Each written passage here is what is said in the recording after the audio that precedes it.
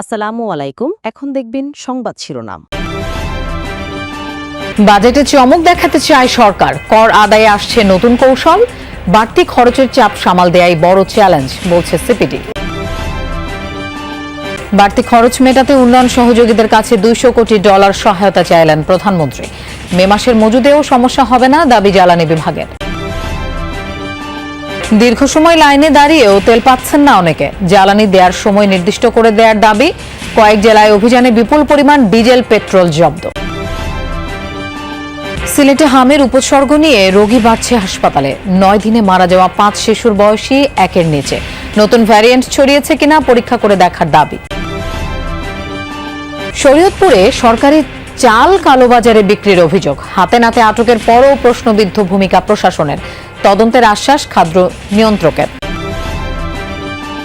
এবারও বড় মৌসুমে পানি পাচ্ছে না জিকে সেচ প্রকল্প, পাম্প নষ্টের অজুহাত, উৎপাদন খরচে দিশেহারা কৃষক। দ্বিতীয় দফা শান্তি আলোচনার পথ সুগম করতে ইরানের কর্মকর্তাদের সাথে পাকিস্তানের প্রতিনিধি দলের বৈঠক, ইতিবাচক ফলাফলের আশা ওয়াশিংটন।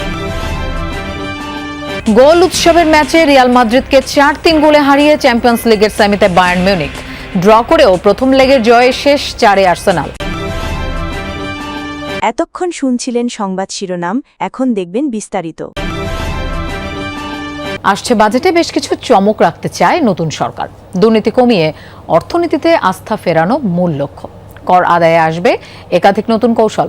সব নাগরিককে আনা হবে ব্যাংক অ্যাকাউন্টের আওতায়। প্রধানমন্ত্রীর অর্থ উপদেষ্টা জানালেন, 2034 সালের মধ্যে $1 ট্রিলিয়ন অর্থনীতি হবার চেষ্টা চলছে জোরে সোরে। ফেব্রুয়ারিতে দায়িত্ব নেওয়ার পর নতুন বাজেট প্রণয়নে 3 মাস সময় পেল প্রধানমন্ত্রী তারেক রহমানের সরকার। এর আগে থেকেই অর্থনীতিতে বিশাল সব সংকট, লক্ষ্যের ধারে কাছে নিয়ে রাজস্ব আদায়, মধ্যপ্রাচ্যে যুদ্ধের কারণে জ্বালানি ব্যয় আর বিদ্যুতে ভর্তুকি নিয়ে বড় মাথা ব্যথা, কমছে না নিত্য পণ্যের দাম। এ অবস্থায় নতুন বাজেট আকারে ছোট হবে নানা মহলে এমন আলোচনা ছিল, কিন্তু হচ্ছে তার উল্টো। আগের চেয়ে 14% বাড়িয়ে সংসদে 9 লাখ কোটি টাকার বাজেট পেশ করতে পারে নতুন সরকার, যার 6.5 লাখ কোটি আদায় করতে হবে রাজস্ব বিভাগকে। জিডিপির প্রবৃদ্ধির লক্ষ্য 6.5%, 7 ভাগে নামিয়ে আনা হবে মূল্যস্ফীতি। অর্থের সংকট থাকলেও উন্নয়ন প্রকল্পের জন্য বরাদ্দ প্রায় 3 লাখ কোটি টাকা। বাজেটের 67 ভাগ ব্যয় হতে পারে পরিচালনায়। বাংলাদেশের অর্থনৈতিক স্থিতিশীলতা রক্ষা ও জ্বালানি চাহিদা মেটাতে উন্নয়ন অংশীদারদের কাছে $2 বিলিয়ন সহযোগিতা চেয়েছেন প্রধানমন্ত্রী Tarique Rahman. Asia zero emission community এজেক প্লাস অনলাইন সামিটে অনলাইনে যুক্ত হন প্রধানমন্ত্রী। তিনি বলেন, জ্বালানি সংকট এরই মধ্যে বাংলাদেশের অর্থনীতিকে বিপর্যস্ত করেছে। সংকট কাটিয়ে উঠতে সরকার স্বল্পমেয়াদী নানা পদক্ষেপ নিয়েছে। ঝুঁকিপূর্ণ দেশগুলোর জন্য অবিলম্বে সহায়তা প্রদান সম্মিলিত কর্মসূচির শীর্ষে রাখার আহ্বান জানান তারেক রহমান। এশীয় দেশগুলোর সহযোগিতামূলক জোট এজেক প্লাসের অনলাইন সম্মেলন অংশ নেন Bangladesh, Bharat, Sri Lanka, Philippines, Malaysia, Singapore, Thailand, Vietnam, Australia ও ইন্দোনেশিয়া সহ বেশ কিছু দেশের সরকার ও রাষ্ট্রপ্রধানরা ছিলেন। ইন্টারন্যাশনাল এনার্জি এজেন্সি ও এশিয়া উন্নয়ন ব্যাংকের প্রতিনিধিরা। জাতীয় সংসদ ভবন থেকে অনলাইনে যুক্ত হয়ে জ্বালানির কারণে দেশের অর্থনৈতিক চাপ তুলে ধরেন প্রধানমন্ত্রী তারেক রহমান। সংকট উত্তরণে সরকারের নেয়া স্বল্প মেয়াদী বিভিন্ন পদক্ষেপের কথা বিশ্ব নেতাদের জানান তিনি। The energy crisis has already disrupted Bangladesh's economy. রাজধানীর ফিলিং স্টেশনগুলোতে জ্বালানি তেল নিতে যানবাহনের দীর্ঘ সারি বলে দিচ্ছে প্রকট আকার ধারণ করেছে সংকট। ঢাকার বিভিন্ন এলাকায় ভোর থেকেই পেট্রোল পাম্পগুলোতে বরাবরের মতোই দেখা গেছে যানবাহনের দীর্ঘ সারি। বিভিন্ন যানের চালক মালিকরা ঘন্টার পর ঘন্টা অপেক্ষা করছেন জ্বালানি পাওয়ার আশায়। জ্বালানি নিতে আসা অনেকেই জানালেন, আগের রাতে পাম্প বন্ধ থাকায় তেল নিতে পারেননি তারা, তাই রাতভর পাম্পের সামনে অপেক্ষা করে সকালে সিরিয়ালের প্রথম দিকে থাকার চেষ্টা করছেন, কিন্তু তাতেও মিলছে না নিশ্চয়তা। তেল সরবরাহ নিয়ে স্পষ্ট কোনো তথ্য না থাকায় ভোগান্তি আরও বেড়েছে।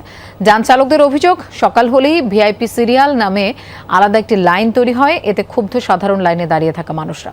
তবে পাম্প কর্তৃপক্ষ এই অভিযোগ অস্বীকার করেছে। জ্বালানি সংকট দ্রুত নিরসনে কার্যকর পদক্ষেপ গ্রহণের পাশাপাশি কোথায় কখন কতটুকু তেল সরবরাহ করা হচ্ছে এ সংক্রান্ত তথ্য স্বচ্ছভাবে প্রকাশের দাবি জানিয়েছেন ভুক্তভোগীরা। এদিকে পাম্পগুলোর সামনে দীর্ঘ গাড়ির সারি, ফলে সড়কে দেখা দিচ্ছে যানজট। সিলেটে হামের উপসর্গ নিয়ে হাসপাতালে ভর্তি রোগীর সংখ্যা বাড়ছে ক্রমশ। গেল 9 দিনে মারা গেছে 5 শিশু, যাদের সবার বয়সী 1 বছরের কম। ভর্তি রোগীদের শারীরিক জটিলতা পর্যবেক্ষণ করে হামের নতুন ধরন ছড়াচ্ছে কিনা তা গবেষণার দাবি সংশ্লিষ্টদের। Sylhet MAG Usmani medical college হাসপাতালের পেডিয়াট্রিক আইসিইউর সামনে অভিভাবকদের অপেক্ষার এমন হৃদয় বিদারক চিত্র এখন প্রতিদিনের। শুরুতে সিলেটে হামের প্রভাব কম থাকলেও ধীরে ধীরে বাড়তে শুরু করেছে। প্রাথমিকভাবে হামের উপসর্গ নিয়ে আসা রোগীদের চিকিৎসা দেওয়া হচ্ছে শহীদ শামসুদ্দিন আহমদ হাসপাতালে। অবশ্য যাদের অবস্থা আশঙ্কাজনক তাদের পাঠানো হয় এমএজি উসমানী মেডিকেল কলেজ হাসপাতালের পেডিয়াট্রিক আইসিইউতে। প্রথম দিকে 5টি শয্যা হাম রোগীদের জন্য বরাদ্দ থাকলেও রোগীর চাপে 1 সপ্তাহের মধ্যে তা 10 শয্যায় উন্নীত করা হয়। সেখানেই মারা যায় 5 শিশু। শরীয়তপুরে সরকারি চাল পরিবহন নিয়ে তৈরি হচ্ছে রহস্য। খাদ্য গুদাম থেকে বের হওয়া বিপুল পরিমাণ চাল কালোবাজারে বিক্রির অভিযোগ উঠেছে। স্থানীয়রা চালবাহী ট্রাক আটকে দেওয়ার পর প্রশাসনের ভূমিকা নিয়েও উঠেছে নানা রকম প্রশ্ন। অবশ্য এলাকাবাসীর চাপে বদলি করা হয়েছে গুদামের ভারপ্রাপ্ত কর্মকর্তাকে। তদন্ত সাপেক্ষে পদক্ষেপের আশ্বাস দিয়েছেন জেলা খাদ্য নিয়ন্ত্রক। শরীয়তপুরের আঙ্গারিয়া খাদ্য গুদাম থেকে বের হওয়া সরকারি চালের একটি চালান ঘিরে তৈরি হয়েছে ধোঁয়াশা। চলছে নানান আলোচনা। ঘটনার সূত্রপাত সোমবার দুপুরে। প্রায় 400 বস্তা সরকারি চাল বোঝাই একটি ট্রাক কোটাপাড়া এলাকায় নেয়ার সময় সন্দেহ হলে আটকে দেন স্থানীয়রা। এ সময় ট্রাকে থাকা ড্রাইভার ও ট্রাক মালিক দেখাতে পারেননি চাল সরবরাহ করার বৈধ কোনো কাগজ। স্কেল করার পর তারপর রুদ্রকাজ যাবে এই পর্যন্ত আমার টিপ নামাই দেয় আমার ভাড়া দিবে, আমি এই পর্যন্তই জানি। কই পাঠাইবো সেটা হেরাও জানে, ঠিক আছে, আমার দ্বারা কোনো কাগজপত্র দেয় না। পাম্প নষ্টের অজুহাতে বোরোর ভরা মৌসুমে পানি দিচ্ছে না গঙ্গা কপোতাক্ষ সেচ প্রকল্প। এতে উৎপাদন খরচ বাড়ায় দিশেহারা ঝিনাইদহের হাজার হাজার কৃষক। পানি উন্নয়ন বোর্ড বলছে কুষ্টিয়ার 3টি পাম্পের মধ্যে 2টোই নষ্ট হওয়ায় ঝিনাইদহ ও মাগুরায় পানি সরবরাহ বন্ধ।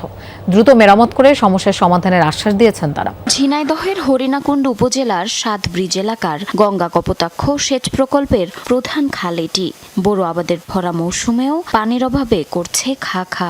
গঙ্গা কপোতাক্ষ বা জিগে প্রকল্পের আওতাধীন ঝিনাইদহের হরিণাকুণ্ড ও শৈলকুপা উপজেলার 27,000 হেক্টর সেচযোগ্য জমি রয়েছে। তবে কুষ্টিয়ায় 3টি পাম্পের মধ্যে 2টোই নষ্ট হওয়ায় ঝিনাইদহ ও মাগুরায় পানি সরবরাহ করতে পারছে না পানি উন্নয়ন বোর্ড। এতে বোরো মৌসুমে চরম বিপাকে চাষিরা।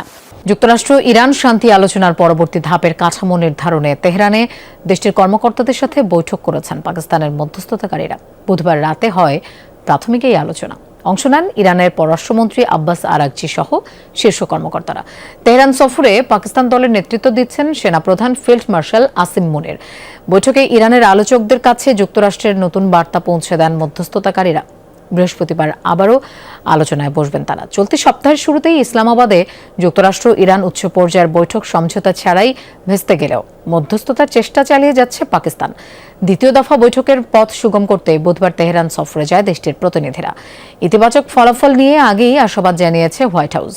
এদিকে মধ্যপ্রাচ্যে যুদ্ধ পরিস্থিতি নিয়ে আলোচনায় সৌদি আরব সফরে গেছেন পাকিস্তানের প্রধানমন্ত্রী শেহবাজ শরীফ।